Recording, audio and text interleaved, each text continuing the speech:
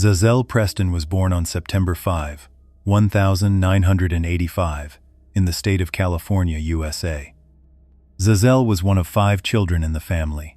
She had 2 sisters and 2 brothers, and those close to her called her Zizi. From childhood, she grew up in a warm and loving environment. She had a close relationship with her family members and was always supported by those around her. The teenage Za'Zell Preston loved dance and art.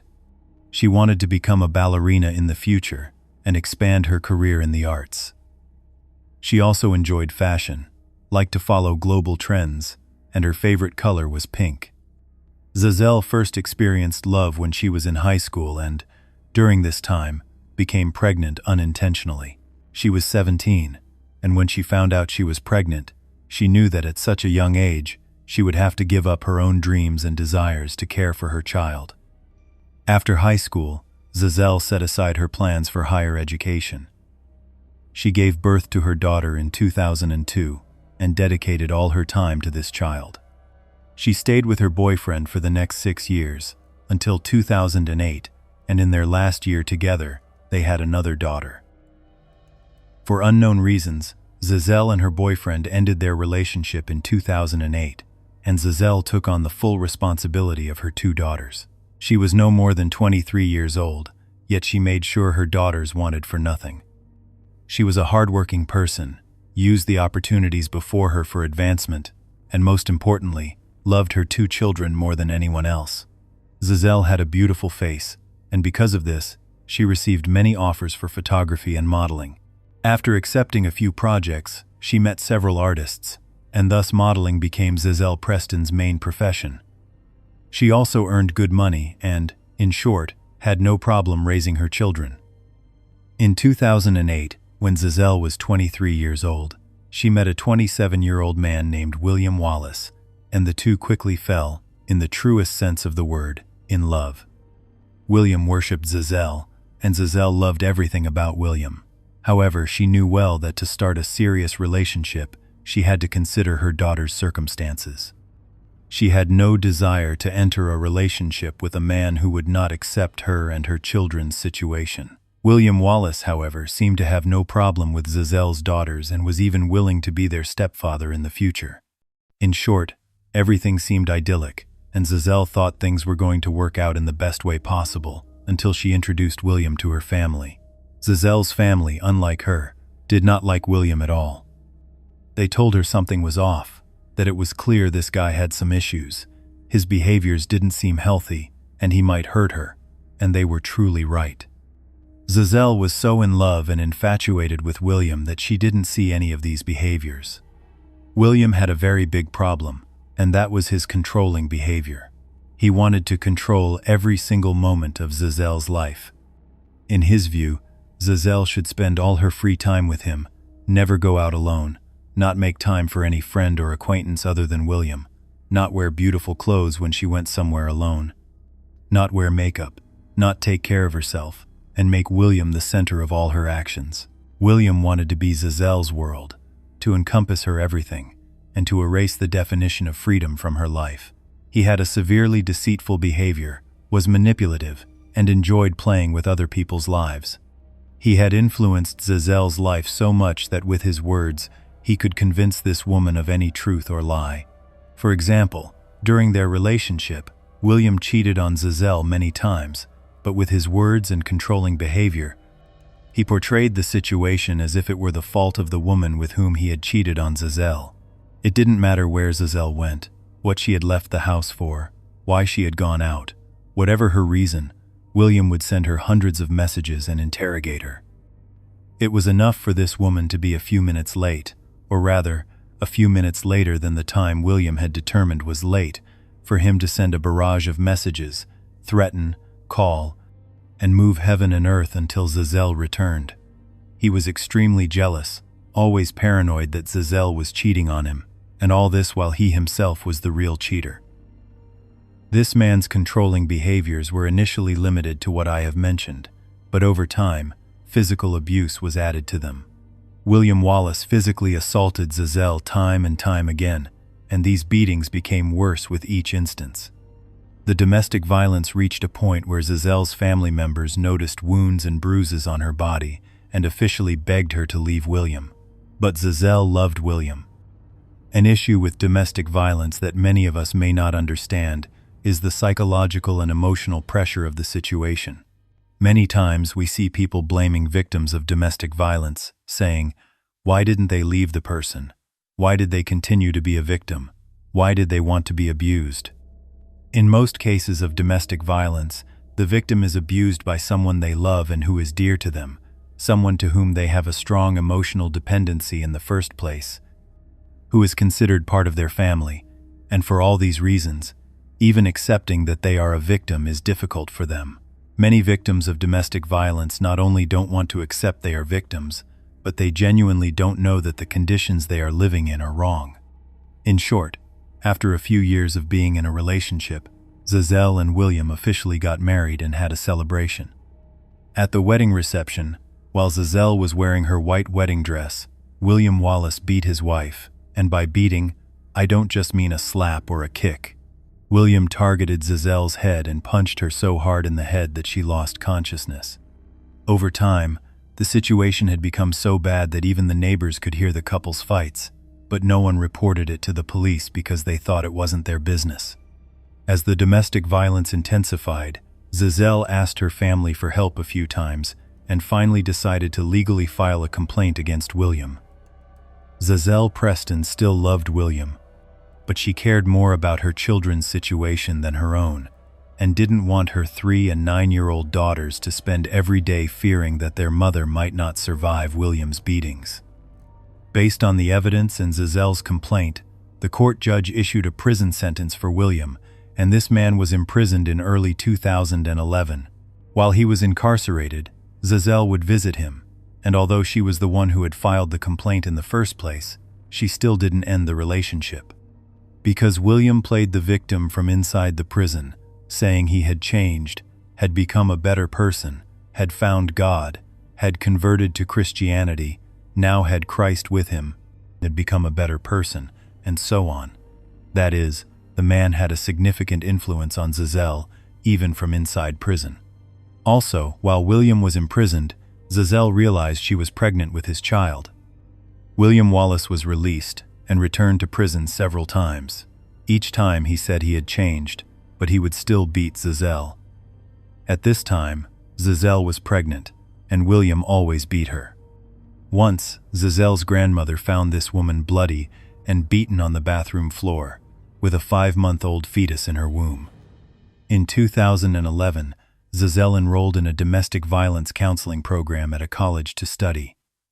According to those close to her, she planned to seriously leave William and start a new life with her daughters. The first step she took was to start studying again. Za'Zell had felt domestic violence with her own flesh and bone and knew how bad the situation could be. For this reason, she decided to help victims of domestic violence in the future. William was by no means in favor of Za'Zell continuing her education and expressed his opposition by punching Za'Zell in her 7-month pregnant stomach. Due to the severe blows, this woman was forced to give birth earlier than her due date. In October 2011, Za'Zell and William's shared child, a baby boy, was born. In the short period between October and the final days of 2011, Za'Zell was simultaneously caring for her newborn, looking after her daughters, and studying. She was doing everything she could to get her life together, and was determined to save herself from this situation soon. On the other hand, she was very excited for Christmas to arrive, because after all, she had 2 small children at home, and these children were waiting for Santa Claus's gifts. To make her 2 daughters happy, Za'Zell decorated their house for Christmas, bought a tree, placed a lot of gifts for them under the Christmas tree, and prepared everything in the best way possible. On Christmas Eve, Za'Zell and William went to the homes of their friends and relatives, had a party, and drank alcohol. According to the statements of those present at the party, no argument or fight broke out between them, but they returned home earlier than the others. When they got home, they were both drunk and started arguing. The fight escalated to the point where Za'Zell tried to flee the house, but William dragged her back inside. Note that several neighbors saw all of this but didn't think it was necessary to call the police because it didn't concern them. Christmas morning dawned, and as it got light, William went to the girls to wake them up to come open their presents. The girls were excited and happily went to the living room to see their gifts. They both sat under the tree and, at that moment, noticed their mother was lying on the couch as if she were asleep. Za'Zell was wearing sunglasses, which was very strange because they were inside the house and it wasn't sunny. Za'Zell's older daughter asked William, "What's wrong with Mom?" William turned on his video camera to record the moment of opening the gifts. Then he replied, "Mommy got drunk and ruined Christmas." After opening her gift, Za'Zell's daughter was so happy that she ran towards her mother with a smiling face to hug her. She embraced Za'Zell but received no reaction from her. The child didn't know what was wrong with her mom. She only knew Za'Zell wasn't like her usual self. Her body was cold and stiff. It didn't feel right. A few hours later, William Wallace called 911 and told the operator, "My wife needs medical attention." Emergency services went to Za'Zell's house and realized this woman did not need medical attention because she was clearly dead. The state of her body showed that several hours had passed since she lost her life. Her body had been in that state for at least 5 or 6 hours, and most importantly, a lot of injuries were visible on her body. William explained that they had gone to a party last night, came home drunk, argued a little, and then Za'Zell fell on a glass table and passed out. William picked her up, removed the glass shards from her body, and brought her to the bed. They slept next to each other, and then it seems Za'Zell woke up in the morning, put on sunglasses because of a headache, then fell asleep on the living room couch and died right there.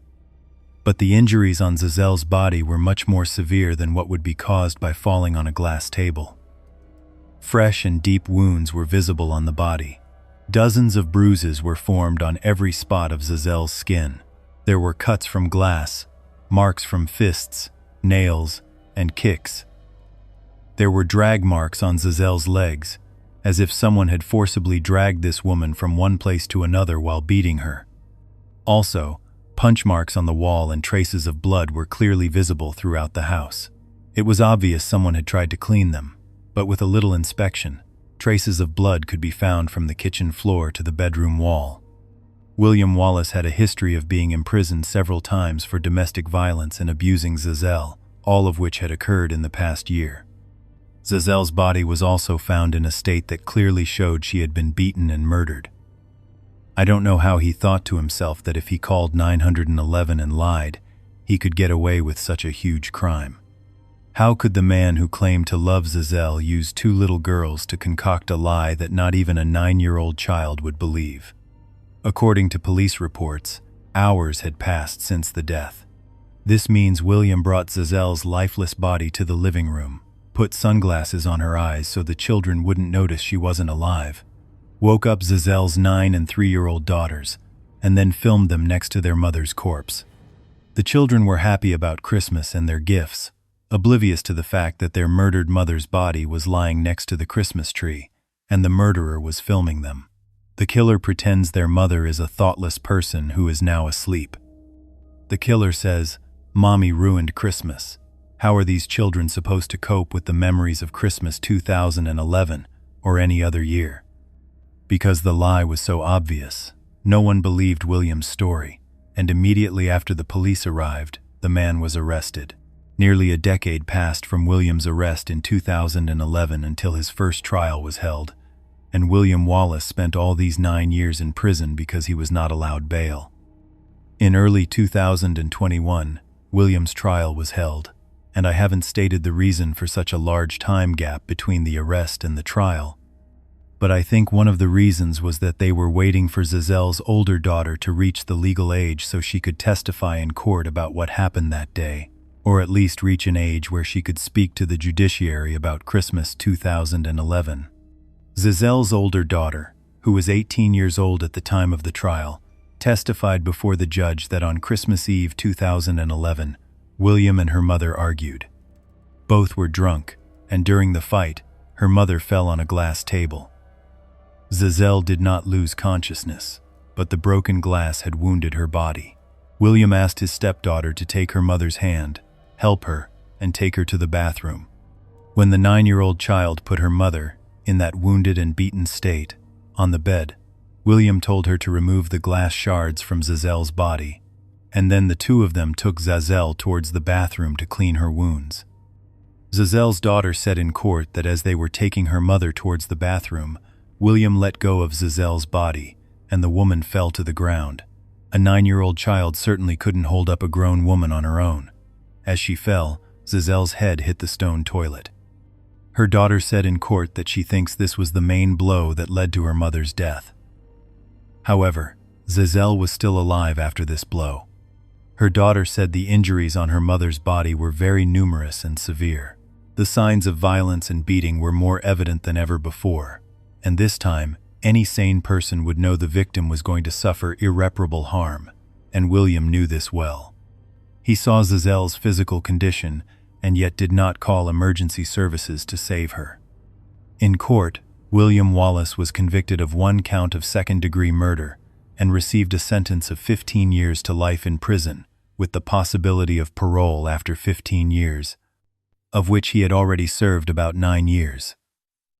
This means he will be eligible for parole in 2027. This man claimed innocence until the last moment of his trial, and in the defense presented by his lawyer in court it was said, "It's true there was a lot of abuse and fighting in this relationship, but we also had happy moments." After the mother's murder and the stepfather's imprisonment, custody of all 3 of Za'Zell's children was given to their grandmother, and the children were raised by Za'Zell's mother. According to the limited information we have, they grew up in a good environment, away from any domestic violence, but I don't think they will ever forget the tragic memories of Christmas 2011. Za'Zell Preston lost her life at the age of 26, and when she was murdered, her son was only 7 weeks old. He certainly doesn't remember any of these events, but well, one day he will find out. The 3-year-old daughter will never forget that the last time she hugged her mother, Za'Zell was lifeless, and the 9-year-old daughter will never forget pulling glass shards from her mother's bruised and wounded body hours before her death.